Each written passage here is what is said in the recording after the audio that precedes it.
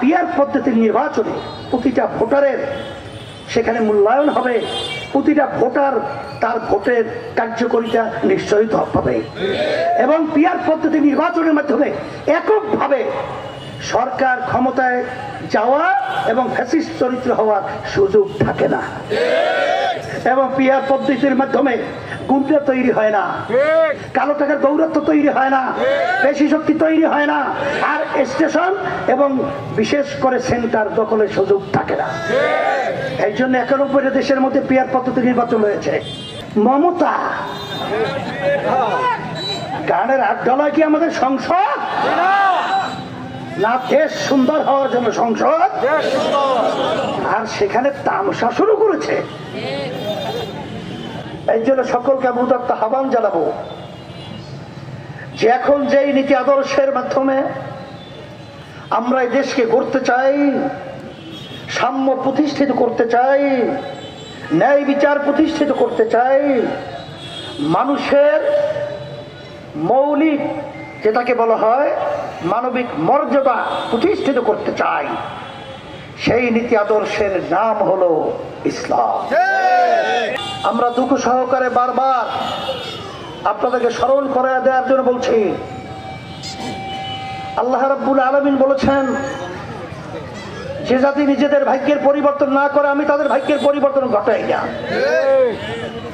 5ই আগস্টের পরে যে ক্ষেত্র তৈরি হয়েছে, এতগুলো মাল কোল খালি হয়েছে, শত শত আমার ভাইরা জীবনের তারা চক্ষু হারিয়ে ফেলছে, আর কোনোদিন আলো দেখবে না।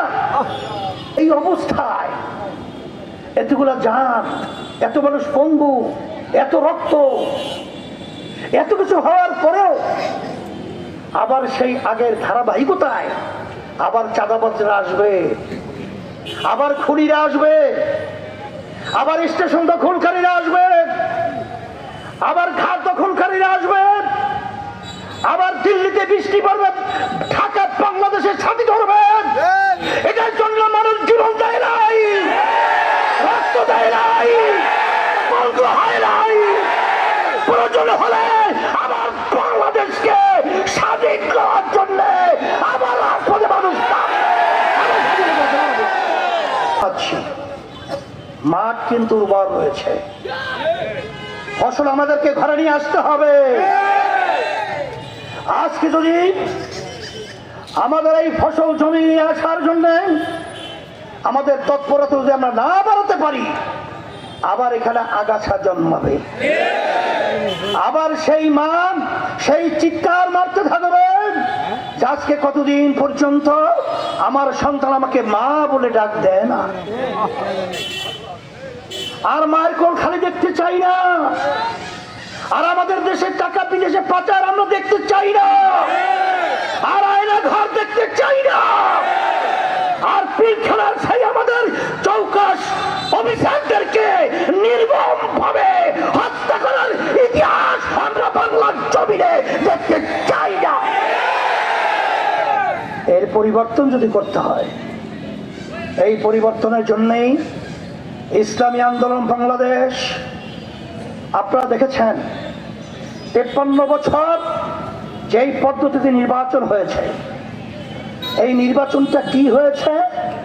দিনের ভোটগুলো রাত্রে বাক্সে ঢুকিয়ে ফেলা হয়েছে। এই নির্বাচনে কি হয়েছে? সেখানে সেন্টারকে দখল করে নিজেদের প্রার্থীর পক্ষে বাক্স ভরে ফেলেছে। সেখানে কি হয়েছে? অযোগ্য লোকগুলো, গুন্ডাগুলো সংসদ বানিয়েছে গানের একটা আড্ডালয়। মমতা গানের আড্ডালয় কি আমাদের সংসদ না দেশ সুন্দর হওয়ার জন্য সংসদ? আর সেখানে তামসা শুরু করেছে। আসেন, আমরা পিয়ার পদ্ধতি নির্বাচন চেয়েছি কেন? 35-40% ভোট পাওয়ার পরে তারা দেশ পরিচালনা করে, এককভাবে ক্ষমতায় যায়, এরপরে সংবিধানকে চটি বই হিসেবে ব্যবহার করে, যখন মন চায় সেরকমই সংবিধান পরিবর্তন করে। এটা কি মামু বাড়ির রামদাবাড়ি খেলা নাকি? যে মন চা যাবে তাই করতে হবে। এই জন্য আমি বারবার বলছি, কে শুনবেন তা জানি না, আমার ডাক শুনে যদি কেউ না আসে রে, একলা চলো রে, আমাদের একটা কথা বলতেই হবে। এই দেশকে সুন্দর করার জন্য ইসলামী আন্দোলন বাংলাদেশকে ভয় দেখে লাভ নাই, চক্ষু রাঙিয়ে লাভ নাই, আমাদের সর্দির ভয় নাই। কুমির থাকে পানিতে, ও আবার সর্দির ভয়টা কিসে? ইসলামী আন্দোলন বাংলাদেশ প্রতিষ্ঠিত হয়েছে, অদ্যবধি পর্যন্ত একজন এমপিও আমাদের সংসদে ছিল না, যায় নাই। এই জন্য আমাদের কোনো এমপির লোভ নাই, মন্ত্রীদের লোভ নাই। আমরা দেশের সন্তান, আমরা দেশে জন্মগ্রহণ করেছি, এদেশের ভালো মন্দের সাথে প্রতিটা ক্ষেত্রে আমরা সম্পৃক্ত। এই জন্য এই দেশ নিয়ে কথা বলার অধিকার আমার রয়েছে, এই জন্য আমরা কথা বলছি। এই জন্য আমি সকলকে আহ্বান জানাবো, আসেন 40% ভোট পাবে, 60-65% ভোটের কোনো মূল্যায়ন নাই। আর পিয়ার পদ্ধতির নির্বাচনে প্রতিটা ভোটারের সেখানে মূল্যায়ন হবে, প্রতিটা ভোটার তার ভোটের কার্যকরিতা নিশ্চয়ই পাবে। এবং পিয়ার পদ্ধতি নির্বাচনের মাধ্যমে এককভাবে সরকার ক্ষমতায় যাওয়া এবং ফ্যাসিস্ট চরিত্র হওয়ার সুযোগ থাকে না। এবং পিয়ার পদ্ধতির মাধ্যমে গুন্ডা তৈরি হয় না, কালো টাকার দৌরাত্ম তৈরি হয় না, পেশি শক্তি তৈরি হয় না, আর স্টেশন এবং বিশেষ করে সেন্টার দখলের সুযোগ থাকে না।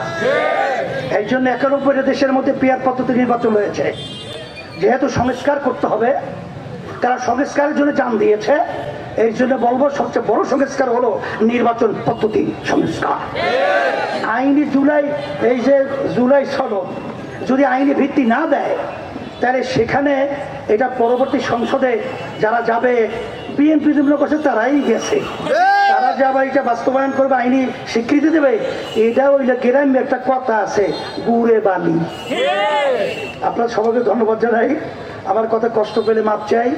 আপনারা সবাই ভালো থাকেন, আল্লাহ যেন আমাদেরকে ইসলাম, দেশ, মানবতার কল্যাণের পক্ষে কাজ করার তৌফিক দান করে। রহমতুল্লাহ।